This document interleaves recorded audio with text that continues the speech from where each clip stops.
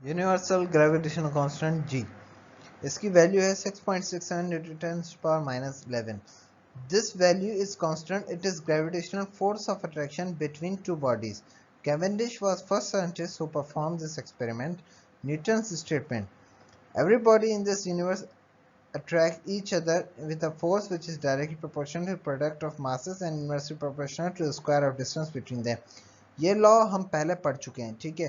तो इससे हमारे पास एक फोर्स के लिए, तो कि आखिर किस फोर्स से दो ऑब्जेक्ट्स या दो बॉडीज आपस में अट्रैक्ट करती हैं, वो हमने ड्राइव किया है पिछली स्लाइड में, जो है F is equal to G m1, एक मास बॉडी का, m कैपिटल दूसरी बॉडी का मास, और r स्क्वायर, ये है डिस्टेंस उन बॉडीज के बीच में। जब हम नोट करते हैं तो एक थ्रेड के अंदर, मिसाल के तौर पे हमने अगर फोकस करते हैं तो दो बॉडीज को आपस में जब भी वो, इस तरह हमारे पास एक एग्जांपल है, यहाँ एग्जांपल में देखें कि दो बॉडीज हैं, ठीक है, ये रोटेट करती जा रही हैं, ठीक है, ये दो बॉडीज के बीच में ये उनका लेंथ है, ये उनका रेडियस है, और ये दो मासेस हैं, ठीक है।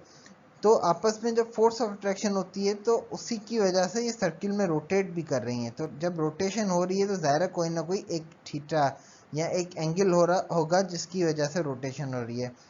तो आए अभी इस फॉर्मूले पर, F is equal to G m1 m2 upon are square. तो अगर हम फोर्स को देखें तो टॉर्क है हमारे पास F इंटू डी, ठीक है। हमें किसकी वैल्यू चाहिए? हमें F की वैल्यू चाहिए, तो हम ये लिख सकते हैं T divided by F is equal to T divided by D, ठीक है। तो हम इस तरह लिख सकते हैं, इसी को हम अगर F की जगह पर रखकर और T को उस तरफ रखकर D को उस तरफ जाके मल्टीप्लाई करते थे तो हमारे पास एक नई इक्वेशन बन जाती है, ठीक है। अब टॉर्क प्रोड्यूस होता है उस मोशन की वजह से, अट्रैक्शन की वजह से एक टॉर्क प्रोड्यूस हो रहा है। तो अगर टॉर्क प्रोड्यूस होता है तो जाहिर है कुछ एंगल भी होगी, एक थीटा भी होगी, ठीक है।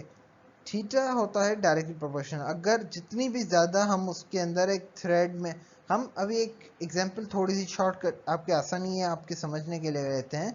जब भी आप एक पत्थर को एक थ्रेड के साथ नॉट में बांधकर आप जितनी स्पीड से उसको रोटेट करते हैं तो आपकी जो फिंगर होती है वो उतना ही ज़्यादा थीटा क्रिएट कर रही होती है, उसको उतने ही ज़्यादा थीटा दे रही होती है, जिसकी वजह से रोटेशन ज़्यादा हो रही होती है, जिसकी वजह से टॉर्क उसका बढ़ता जाता है।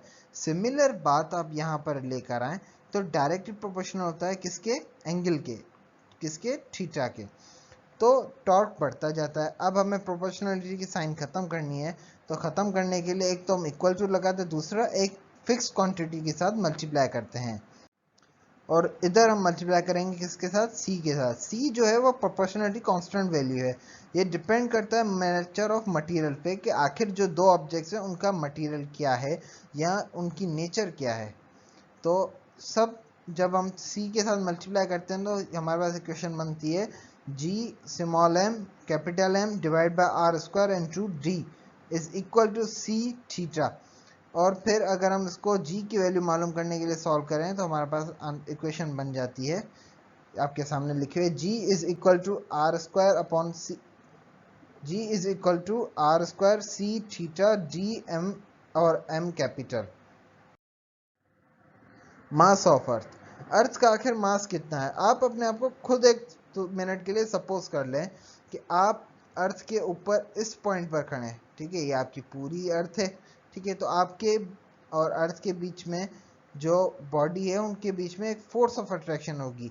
तो इधर हम एक एग्जांपल लें, यहाँ एक हमारे पास जो फॉर्मूला है जो है F is equal to G M M E upon are square, हम इस्तेमाल कर सकते हैं कि एक मास आपकी और एक मास अर्थ की, ठीक है। आर स्क्वायर मीन्स जो रेडियस है, जो रेडियस आपके और अर्थ के बीच का, ठीक है।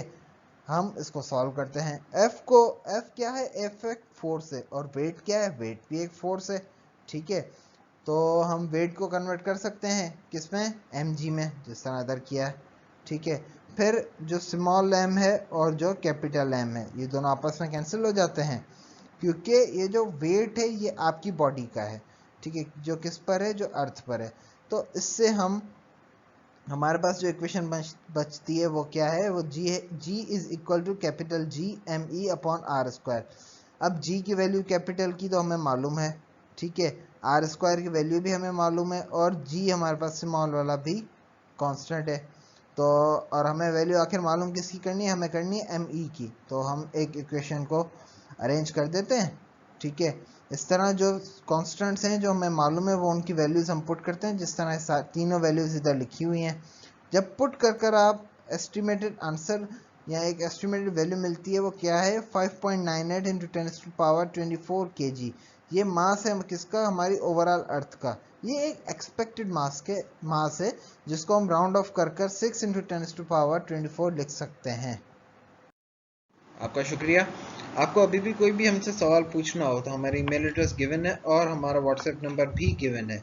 Kindly don't forget to like, share and subscribe our channel. हाँ, दूसरी बात, आपको कोई भी सवाल पूछना हो तो आप नीचे कमेंट्स में भी मेंशन सवाल कर सकते हैं अपना, ठीक है। Thank you.